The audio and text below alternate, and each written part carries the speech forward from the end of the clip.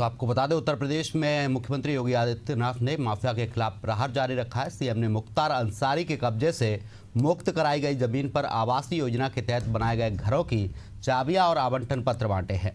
उन्होंने कहा कि यह जगह डीजीपी आवास के बगल में है और समाजवादी पार्टी की सरकार में माफिया ने सरकारी भूमि पर कब्जा कर आलीशान घर बना लिया।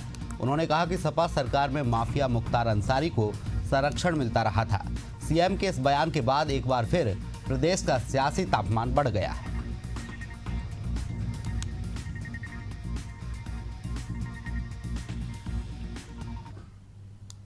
जो लोग आवास उपलब्ध करने के लिए यहां आए थे, हम तो देख के भौचक थे। कन्नौजिया बेचारा वहां पे बोलने के लिए आया और उसने ऐसी शेरो शायरी की कि मैं तो वो एक बार मुझे सोच में पढ़ना पड़ा कि खन्ना जी को लगता है फेल कर देगा।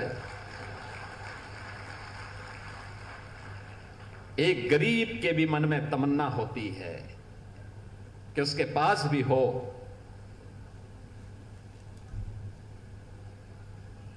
यानी उसके पास भी अपना घर हो।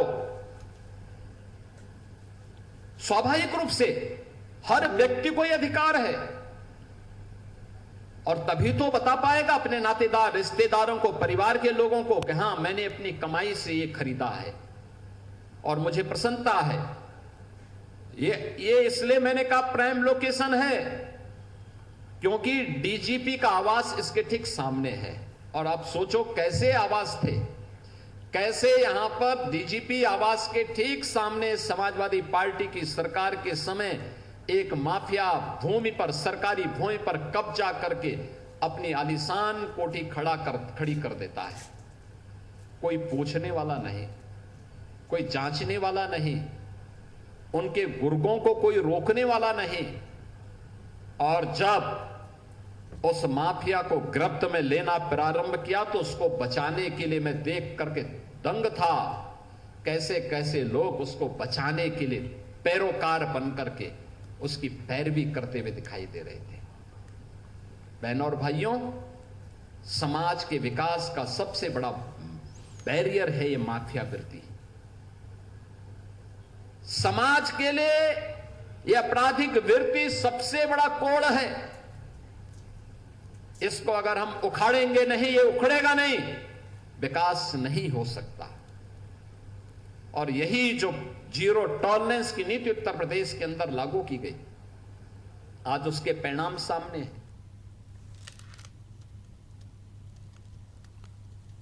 इस पर ज्यादा जानकारी के लिए हमारे साथ सहयोगी संवाददाता अभिषेक शर्मा लाइव जुड़ गए हैं। अभिषेक, माफिया मुख्तार अंसारी की जमीन पर अब आवास देने का काम योगी सरकार कर रही, कितने आवास बनाए गए हैं, कितने लोगों को ये आवास दिए जाएंगे?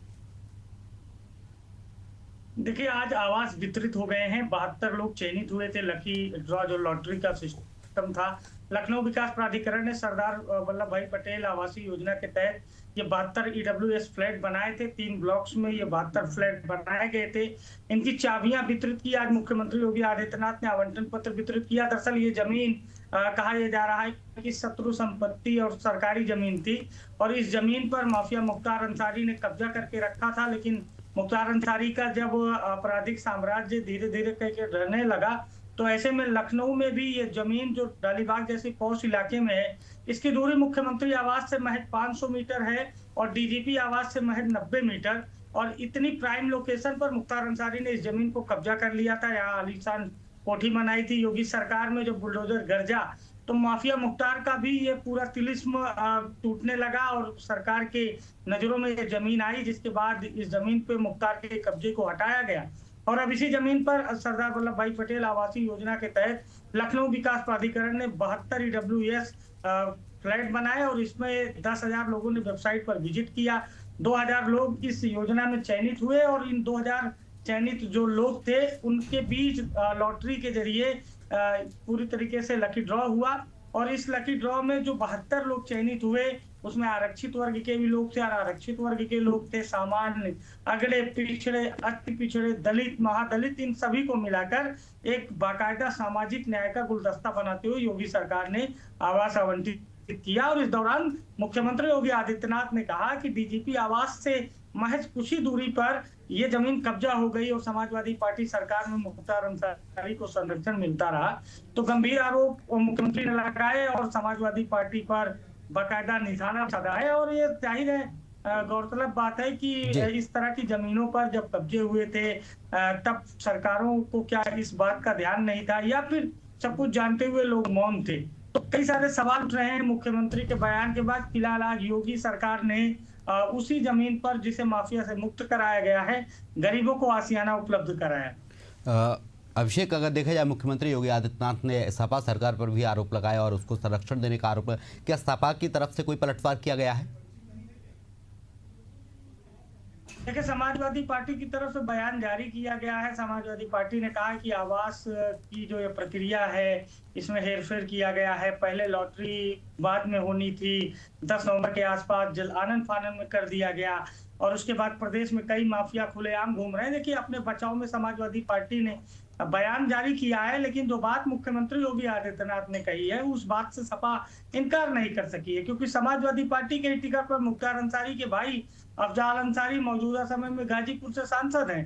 तो समाजवादी पार्टी और मुख्तार अंसारी परिवार का जो नाता है और जिस पर बीजेपी लगातार प्रहार करती है, मुख्तार अंसारी अब इस दुनिया में नहीं है, उनका जेल में निधन हो गया था, लेकिन मुख्तार अंसारी के नाम पर जो ये राजनीति हो रही है और मुख्तार अंसारी को लेकर जिस तरह से भाजपा और सरकार घेर रही है समाजवादी पार्टी को, सपा देखिए अपने बचाव में चाहे जो कहे, लेकिन सपा इस बात से भी इनकार नहीं कर सकती कि मुख्तार अंसारी और उसके परिवार का नाता समाजवादी पार्टी से नहीं है। और यही वजह है कि समाजवादी पार्टी पलटवार तो कर रही है, लेकिन जो दुखती रग है उस पर बीजेपी लगातार हाथ रख रही है। और आज योगी आदित्यनाथ जो उत्तर प्रदेश के मुख्यमंत्री हैं, उन्होंने भी साफ संदेश दे दिया कि भाई समाजवादी पार्टी सरकार में इस जमीन पर कब्जा हुआ था और बीजेपी सरकार में जमीन से कब्जा हटाकर यहाँ पर गरीबों के लिए आशियाना बनाया गया। जी बिल्कुल अभिषेक, देखा जाए कहीं ना कहीं मुख्यमंत्री योगी आदित्यनाथ ने गरीबों को आशियाना देने का काम किया है, साथ ही सपा पर हमला भी बोला है। तमाम जानकारी के लिए आपका बहुत बहुत शुक्रिया।